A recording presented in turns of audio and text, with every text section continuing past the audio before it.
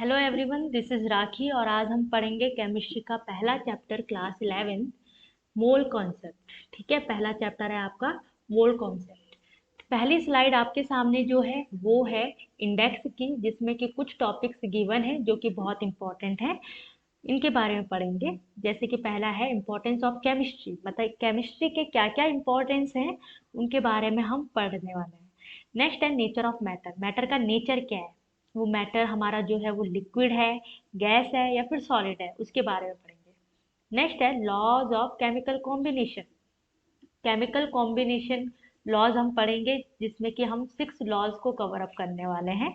ठीक है, next topic है डल्टन्स एटॉमिक थ्योरी। डल्टन्स एटॉमिक थ्योरी जो कि कब आई थी, 1808 में आई थी। 1808 में हमारी डल्टन एटॉमिक थ्योरी आई थी, जिसके बारे में हमने यहाँ पर पढ़ना है।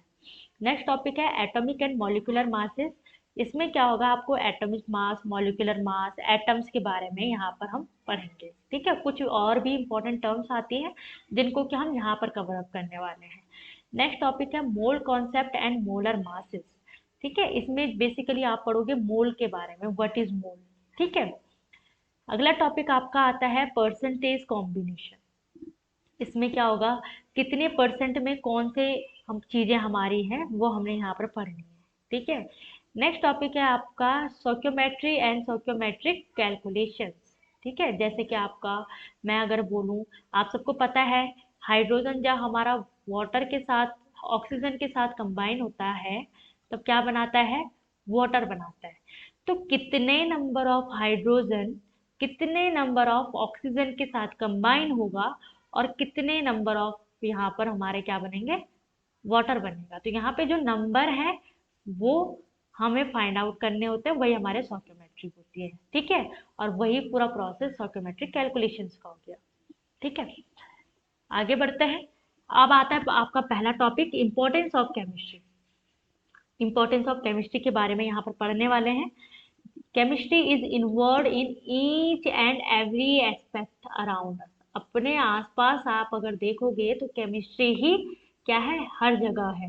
एवरीडे लाइफ में केमिस्ट्री यूज होती है हमारी। ठीक है, जैसे कि आप अगर बात करो, आप किचन में गए, आप कहाँ गए, किचन में गए और आपको क्या बनानी है, चाय बनानी है। क्या बनानी है, चाय बनानी है। उसके लिए आपको क्या चाहिए, वाटर चाहिए। क्या चाहिए, वाटर चाहिए। टी लीफ चाहिए। और क्या चाहिए, शुगर चाहिए और मिल्क चाहिए।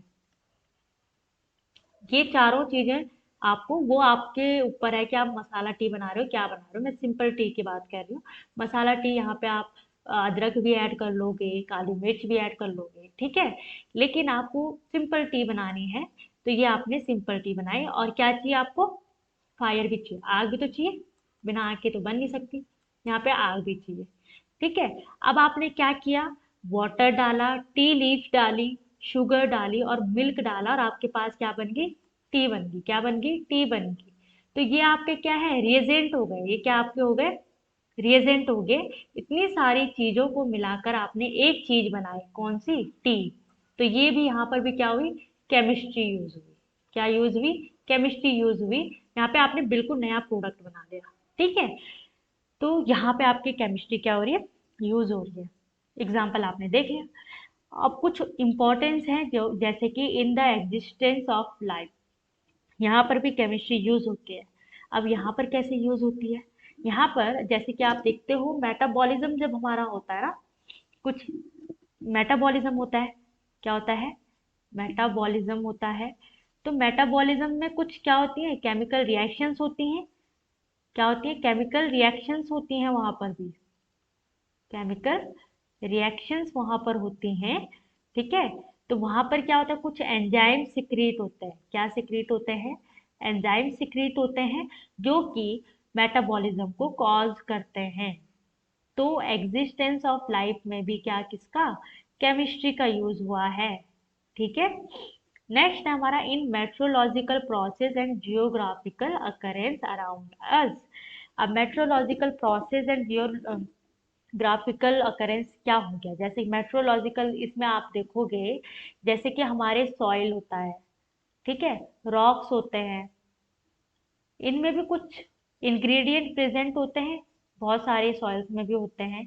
ठीक है, तो ये भी हमारे केस में इंपॉर्टेंस ऑफ केमिस्ट्री में रॉक्स में भी होता है। जियोग्राफिकल, जैसे कि हमारी क्या होती है, एसिड रेन होती है। ठीक है, एसिड रेन में भी बहुत सारे केमिकल्स प्रेजेंट होते हैं हमारे, जैसे कि सल्फर डाइऑक्साइड होती है, ये सारी गैसेस क्या होती है, प्रेजेंट होती है। तो यहाँ पर भी हमारी क्या केमिस्ट्री यूज हुई है। ठीक है, नेक्स्ट है in the economy of the country of a country, मतलब यहाँ पर जैसे कि आप बहुत सारी फैक्ट्रियाँ, हमारी इंडस्ट्रीज क्या करती हैं, सोप बनाती हैं, सीमेंट बनाती हैं।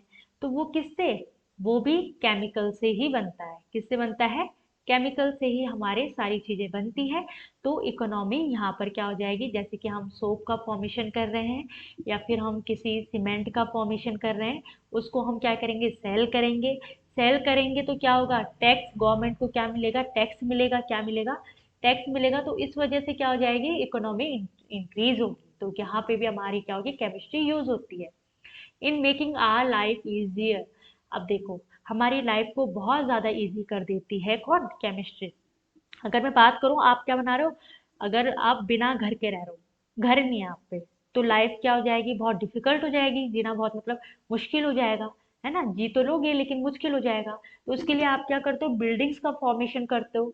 ठीक है, बिल्डिंग्स वगैरह बनाते हो, उसमें यूज हो गया। जैसे कि आप कॉस्मेटिक बनाते हो, बिल्डिंग्स हो गया, कॉस्मेटिक्स हो गए आपके, बहुत सारी ऐसी चीजें हैं जिसकी वजह से हमारी लाइफ क्या हो जाती है, इजी हो जाती है। तो in making our life easier, तो यहाँ पर भी क्या, केमिस्ट्री का बहुत बड़ा योगदान है। ठीक है, ये है आपके कुछ एग्जाम्पल्स है इंपॉर्टेंस ऑफ केमिस्ट्री के। ठीक है, अब नेक्स्ट टॉपिक हमारा आता है मैटर। सबसे पहले मैटर क्या होता है, matter is defined as all those things that have mass and physical appearance can be considered as matter। क्या बोल रहा है कि मैटर हम कैसे डिफाइन कर सकते हैं, वो सारी चीजें जिनके पास क्या हो, मास हो और उनका कुछ फिजिकल अपीयरेंस हो, उसको हम क्या बोलेंगे, कंसिडर्ड एज मैटर। ठीक है, मतलब वो सारी चीजें, वो चीज जिसका क्या हो, वो स्मॉलेस्ट थिंग जिसका कुछ मास हो और उसका कुछ फिजिकल अपीयरेंस भी हो, तो उसको हम क्या बोलेंगे, मैटर बोलेंगे। ठीक है, अब मैटर को हमने क्या किया है, क्लासिफाई किया है। मैटर को क्या किया है, क्लासिफाई किया है, जो कि आपका है, ये देखिए, classification of matter next topic आपका है, जिसमें कि हमने मैटर को क्लासिफाई किया है। ठीक है, सबसे पहले आता है, मैटर को दो तरीके से क्लासिफाई किया है, एक तो मिक्सचर, ठीक है, और दूसरा हमारा है प्योर सब्सटेंस। एक तो मिक्सचर हो गया, दूसरा हो गया प्योर सब्सटेंस। ठीक है, इनका एक काम करते हैं, चार्ट बना देते हैं, है ना, इसका चार्ट बना देते हैं, कहाँ पर, यहाँ पर बना देते हैं। यहाँ पर थोड़ा स्पेस है तो यहाँ पर इसका चार्ट बन जाएगा। ठीक है, तो मैटर हमारा दो है, एक तो क्या है, प्योर सब्सटेंस, नहीं, एक तो हमारा मिक्सचर हो गया, पहला क्या हो गया हमारा, मिक्सचर हो गया, पहला हमारा हो गया मिक्सचर, और दूसरा हो गया प्योर सब्सटेंस। दूसरा किसका हो गया, प्योर सब्सटेंस। ये क्लासिफिकेशन बता रही हूँ आपको। ठीक है, प्योर सब्सटेंस, मैटर का क्लासिफिकेशन बता रही हूँ। दो तरीके का होता है, एक तो होगा मिक्सचर, दूसरा हो गया प्योर सब्सटेंस।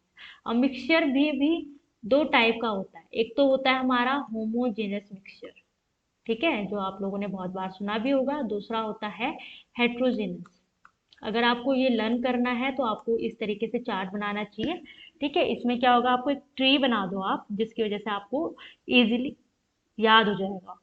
दूसरा है प्योर सब्सटेंस में भी दो तरीका का होता है, एक होता है हमारा एलिमेंट, जो हमारे एलिमेंट्स होते हैं, दूसरा हमारा होता है कंपाउंड। कंपाउंड भी आप लोग जानते होंगे क्या होता है, पढ़ेंगे आगे हम। तो ये पूरा चार्ट बन गया क्लासिफिकेशन ऑफ मैटर का। ठीक है, जो हम आगे अभी इसको डिफाइन करने वाले हैं। तो सबसे पहला हमारा यहाँ पर आया मिक्सचर। मिक्सचर के बारे में पढ़ रहे हैं। मिक्सचर आप लोगों को पता भी होगा, to or more substances mix together in any ratio two give mixture. क्या देते हैं, मिक्सचर बोलते हैं उसको। जैसे कि एग्जाम्पल हमारा एयर हो गया, मिल्क हो गया, टी हो गया। तो ये सारी चीजें हमारे किसके अंदर, मिक्सचर। मिक्सचर बेसिकली होता क्या है, आपने दो या दो से ज्यादा सब्सटेंसेस को क्या किया है, मिक्स किया है। मान लो यहाँ पर ए प्लस बी, दो सब्सटेंस है, ए सब्सटेंस है, बी सब्सटेंस है। अब आपने ए सब्सटेंस जो है वो 5 ग्राम डाला है, बी सब्सटेंस आपने 2 ग्राम डाला है, डजेंट मैटर, बन गया ये पूरा क्या बन गया, मिक्सचर बन गया। ठीक है। अब इसमें तुमने ए कितना डाला है, बी कितना डाला है, ये मैटर नहीं करता है। यहाँ पे सिर्फ ये मैटर करेगा कि आपने ए को मिलाया किसमें, बी में, जिसकी वजह से यहाँ पे क्या हो गया, मिक्सचर का फॉर्मेशन हो गया। एग्जाम्पल आपका हो गया एयर हो गया, टी हो गया और मिल्क हो गया। ठीक है। नेक्स्ट आता है आपका, अब मिक्सचर भी दो तरीके का होता है, जो हमने यहाँ पर पढ़ा था। मिक्सचर दो तरीके का होता है, एक तो होमोजेनस मिक्सचर, एक हेट्रोजेनस मिक्सचर। ठीक है। तो पहला है होमोजेनस मिक्सचर। अब होमोजेनस मिक्सचर क्या होते हैं, जैसे कि क्या हो गया, अब mixture having uniform composition through out is called homogeneous mixture. जैसे कि हमारा सॉल्ट सॉल्यूशन हो गया, एयर हो गया, एक्सेट्रा। अब होमोजेनस मिक्सचर में क्या बोल रहा है कि जैसे मान लो ये हमारा क्या है, वाटर है, और इसमें आपने क्या ऐड किया है, सॉल्ट ऐड किया है। क्या ऐड किया है, सॉल्ट ऐड किया है। तो ये सॉल्ट के जो पार्टिकल हैं वो पूरे वाटर में क्या होने चाहिए, यूनिफॉर्मली क्या होना चाहिए, इनका कॉम्पोजिशन जो है वो यूनिफॉर्म होना चाहिए। मतलब हर एक जगह पर क्या होने चाहिए, सॉल्ट के पार्टिकल्स इक्वली डिस्ट्रीब्यूट होने चाहिए। तो उसको बोलते हैं होमोजेनस मिक्सचर। समझ आए, यूनिफॉर्म कॉम्पोजिशन होना चाहिए। ठीक है। तो जैसे हमारा सॉल्ट सॉल्यूशन हो गया, अगर आप पानी में नमक डालोगे तो क्या हो जाएगा, वो नमक जो होगा वो पूरे पानी में इक्वली डिस्ट्रीब्यूट हो जाएगा, यूनिफॉर्मली क्या होगा, डिस्ट्रीब्यूट होगा। तो उसको हम होमोजेनस मिक्सचर बोलेंगे। नेक्स्ट आपका आता है हेट्रोजेनस मिक्सचर, जो कि किसका, मिक्सचर का पार्ट है। Second part heterogeneous mixture. ठीक है। हेट्रोजेनस मिक्सचर क्या होता है, a mixture in which composition is not uniform throughout and different components can be observed is called heterogeneous mixtures। ठीक है। अब इस केस में मैं आपको एक एग्जांपल देती हूँ। मान लीजिए ये हमारा क्या है, कंटेनर है, और इसमें हमने क्या डाला है, वाटर डाला है। एज अ सॉल्वेंट हमने क्या डाला, वाटर डाला है। अब इसमें हमने क्या डाल दिया, सॉइल डाल दी। क्या डाल दी, सॉइल। अब सॉइल में क्या होगा, कुछ पत्थर होंगे, मिट्टी होगी, है ना। तो क्या होगा, ये सॉइल जो होगी वो हमारी पूरे सॉल्यूशन में इक्वली डिस्ट्रीब्यूट नहीं होगी, कहीं पे ज्यादा होगी, कहीं पे कम होगी, है ना। तो ये हमारे क्या हो जाएगी, पूरे सॉल्यूशन में इक्वली डिस्ट्रीब्यूट नहीं होगी, कहीं पे ज्यादा, कहीं पे। आप देखो यहाँ पर क्या है, कंकर भी है, पत्थर भी है, सॉइल भी है, तो कंपोनेंट भी बहुत ज्यादा है। ठीक है। कंपोनेंट्स भी क्या है, बहुत ज्यादा है। सिर्फ ये तो है नहीं कि सॉइल ही है बस और सिर्फ पानी है, उसमें कंकर पत्थर भी तो है, तो कंपोनेंट्स भी बहुत ज्यादा है। तो ये हमारा एग्जाम्पल हो गया हेट्रोजेनस मिक्सचर का। और यहाँ पे भी एग्जाम्पल लिखा है, जैसे कि salt and sugar. Salt and sugar को आप अगर मिलाओगे तो वो ना तो इक्वली डिस्ट्रीब्यूट, मान लीजिए कि हमारे शुगर के पार्टिकल है, ठीक है, और ये हमारे सॉल्ट के पार्टिकल्स हैं, छोटे छोटे छोटे छोटे। तो ये भी इक्वली डिस्ट्रीब्यूट नहीं होगा, कहीं पे ज्यादा कहीं पे कम हो जाएगा अगर इसकी बात करें तो। ठीक है। सीरियल्स हमारी होंगी, एग पल्सेस हमारे होंगे, जैसे कि आप बारीक दाल लेते होंगे, है ना, बारीक दाल बोलते हैं ना उनको। तो उनमें भी देखोगे आप, पार्टिकल्स डिस्ट्रीब्यूट जो है, डिस्ट्रीब्यूशन ऑफ पार्टिकल्स इक्वल नहीं हो रखा होता है, कहीं पे ज्यादा कहीं पे कम। तो ये एग्जाम्पल है हमारा हेट्रोजेनस मिक्सचर का। किसका एग्जाम्पल है, हेट्रोजेनस मिक्सचर का। ठीक है। दूसरा हमारा आता है प्योर सब्सटेंस। अब हम ये किसकी बात कर रहे हैं, यहाँ पर आपने देखा कि यहाँ पर मिक्सचर की बात हमारी हो गई कंप्लीट। मिक्सचर में हमने क्या क्या कवर किया, मिक्सचर में एक होमोजेनस मिक्सचर किया, एक हेट्रोजेनस मिक्सचर कंप्लीट कर लिया। अब हम, ये पहला था हमारा, अब हमारा दूसरा आता है प्योर सब्सटेंसेस। क्या आता है, प्योर सब्सटेंसेस। प्योर सब्सटेंसेस में एलिमेंट एंड कंपाउंड, है ना। तो अब हम बात करेंगे प्योर सब्सटेंसेस की। सेकंड वाला जो पार्ट हमारा है वो क्या है, हमारा प्योर सब्सटेंसेस। अब इसको पढ़ते हैं। They have fixed composition and their constituents cannot be separated by physical methods। अब ये क्या बोल रहे हैं, प्योर सब्सटेंसेस हमारा क्या हो गया, प्योर सब्सटेंसेस हमारे वो होते हैं जिनमें फिक्स्ड कॉम्पोजिशन होता है। मान लो हमने A प्लस B से क्या बनाया, C बनाया। अब A हमारा मान लो 1 ग्राम है, B भी हमारा क्या है 1 ग्राम है, तो 2 ग्राम का C बन गया। समझ रहे हो तुम? तो कॉम्पोजिशन क्या है, फिक्स है। कंपोनेंट का कॉम्पोजिशन क्या है, बिल्कुल फिक्स है।